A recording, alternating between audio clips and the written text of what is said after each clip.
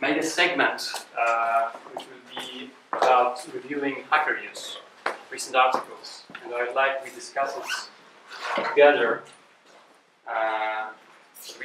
That you take active participation in this discussion.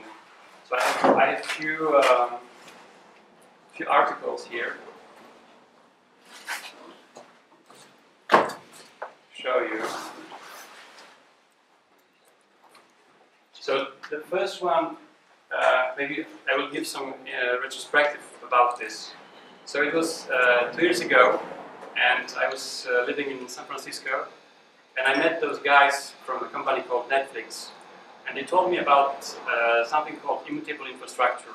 Do you know what it is? Could you define someone could you define what it is like? I would say that this is something like you are showing Docker here. So the Docker is a good example. You can put something inside Docker container, and then you are changing it. That's the definition of immutable. Exactly. So guys from Netflix, they were talking about multi-testing, and the idea that they run servers in production and they destroy them at will, and they make sure that nothing breaks. And to do that, they deploy every new instance of something on the new server, and this way they create the infrastructure.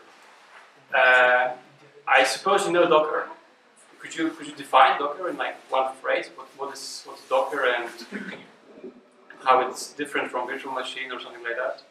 It is much more lighter than virtual machine. It's using the same kernel as a host. So it's and who heard about unikernels? Same CoreOS, for example. Yeah, CoreOS is more Docker oriented. Yeah, but you can also use unikernels. Yeah, you can use. So, I will maybe explain a little about unikernel. So unikernel idea is that you go even smaller than Docker, like a container, and you try to reduce everything which is not necessary to run something. So with Docker you have this problem in DevOps that you include many things like compilers or Python libraries, something which is not completely necessary, but can be a security breach if it's deployed, and that's a problem. So unikernel, it's a very constrained version of not even an operating system, of something that works. And it goes pretty well with this new idea of microservice architecture. So you can think about unikernels as very specific agents, like engines that do very specific things. And to compare it, if you have a Docker image, it can take up to 200 megabytes. And often you have to think, well, on which distribution I should base my Docker image. Should it be Ubuntu or CentOS or something else? And you don't have this problem with unikernels, because this is a very restrained version of everything.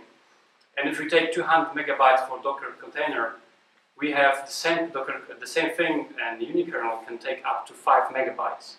So it's tremendous way of reducing space, and it allows us to quickly deploy them even over SSH connection or something like that.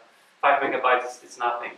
So there was this article in 2014 where the guy discusses what happens after Docker and what's goal for this, and he mentions unikernels. And then I read about this a little bit, and last year I invited this guy from Cambridge called Amir Chaudhry, and he talked about unikernels. And he implemented unikernels. It was at Polygon. And I invited him, and I talked about what we should present, what was the idea. And he came up with this talk about unikernels. And they work in Cambridge they work on a thing called Mirage OS, which is an operating system which uses unikernels as a base. So it's something like CoreOS, that is very oriented to unikernels, and they deploy directly to Xen. Do you know what Xen is? Anyone? Hypervisor. Yeah. Could you differentiate between KVM or Xen? What's the difference? Or? There is a difference. KVM is basically module in the kernel, and Xen is a small distribution of Linux on top of. It's like hypervisor, and on the top of this Xen is working Linux with special prepared kernel, which is called. Which one is better, in your opinion? Better. Depends who you. Yeah. When you Who else? Yeah. Yeah. yes. And which was more performant? Like which approach? Some people say In KVM. current solution, they are almost the same. If you're talking about performance. I saw different results. Depends when you Google it. I saw in one. Yeah, depends who performance prepared test, Xen was better in another one. comparison. Hard to say. I didn't have a chance to. There are big differences in performance of some services like Redis. Redis I think is very slow above KVM, I suppose. One of those. So there are some differences in performance still. But you have to choose which one would you choose now today. Like which one is easier to maintain, maybe, I or think it depends on the use case, right? I mean, yeah, it depends on use case because always exotic use case. question if you want to create VMs by yourself manually, or if you want use some tool, or if you want to some configurator like I don't know, Terraform, something like this. So I think the best scenario now is use something like libvirt, and you don't care basically what is behind of this, because then you use API of libvirt, and libvirt has connection with Xen, with KVM, with VMware, as far as I remember. so recently. So MirrorOS is this operating system which is based directly on Xen, so the overhead is very small, and you can deploy those unikernels there. It's very fast, and you can build your microservices architecture pretty easily. So I encourage you to check this out. There is this blog post about how to build a unikernel, and one thing interesting about MirrorOS is that it's built on OCaml. Do you know the OCaml programming language? It's one of the oldest programming languages, like the oldest family of programming languages. We have basically 3 families. One of them is ML family. So this is type safe, strongly typed programming language, and there is a new implementation of it called OCaml, which they use, which was invented and created in France, and which is very fast. So it's something like Go. The idea is that you can create very low-level things that have the performance of basic C code, which is very good for DevOps. And they base this they based MirrorOS on Open, which is quite interesting. And recently on Hacker News there was this link to IncludeOS, which is also a unikernel, but it's written in C++.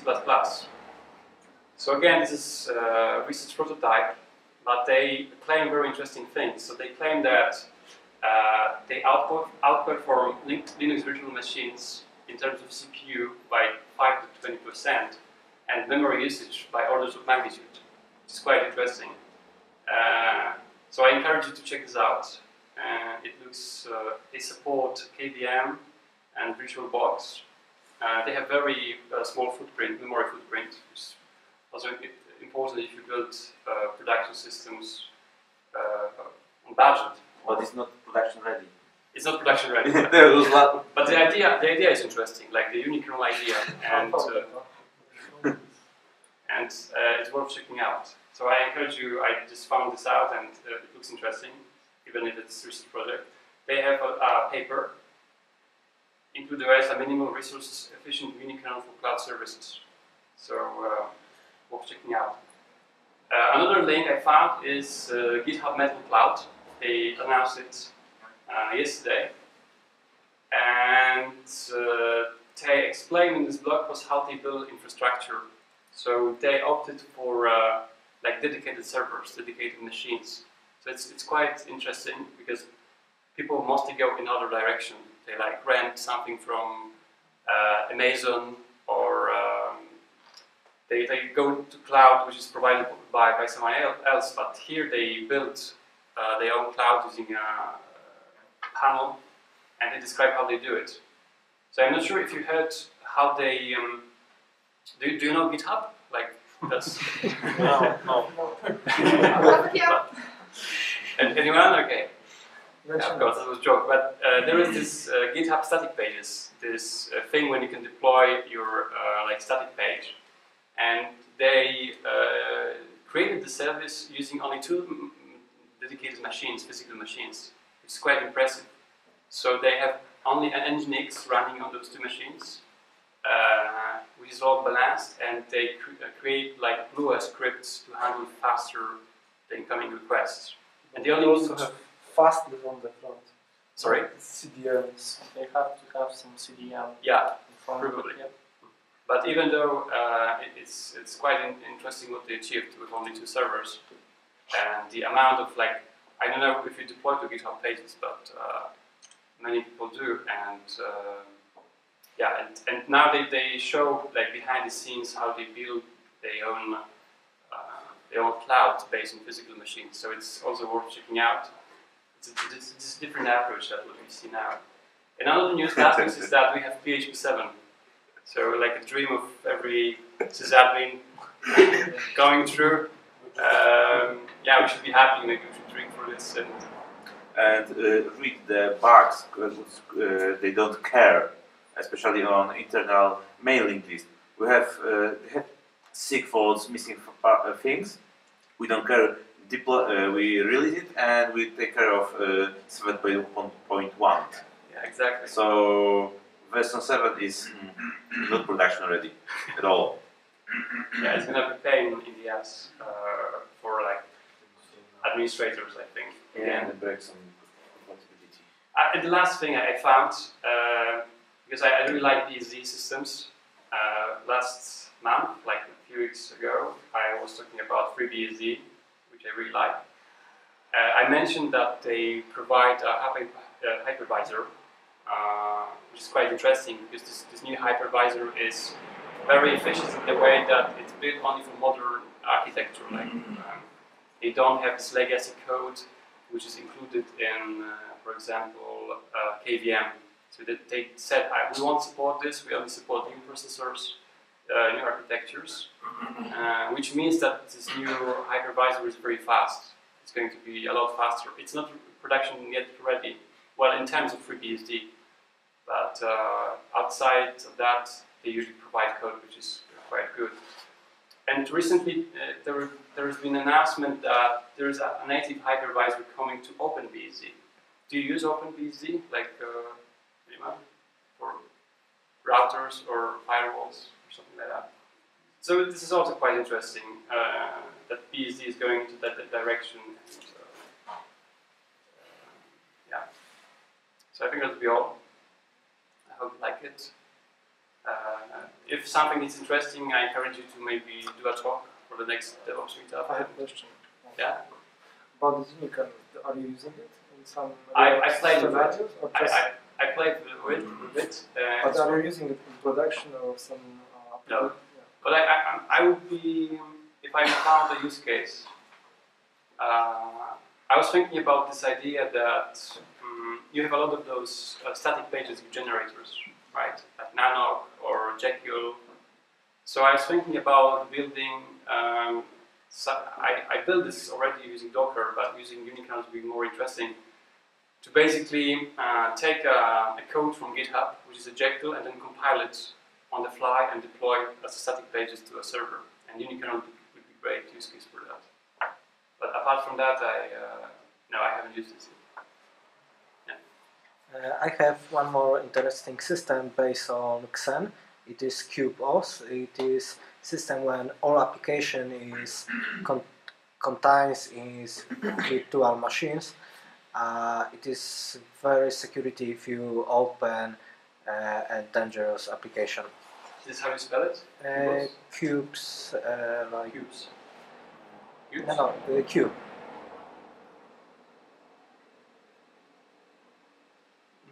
You could share the link later, maybe. Ah, yeah, KubeOS project. So what is it? What is this? Recently they have some security breach because of containers have problems. Where it requires many RAM to run many virtual machines because you can create virtual machines, select which application should be open on which machines, and use virtual machine for everything. Okay. Would you like to prepare a talk for the next DevOps about this? Great. Okay. I will post the link later on the meetup group, on the Facebook, and on our group. We have a Google group, so if you're interested in exchanging, I invite you to join. Thanks.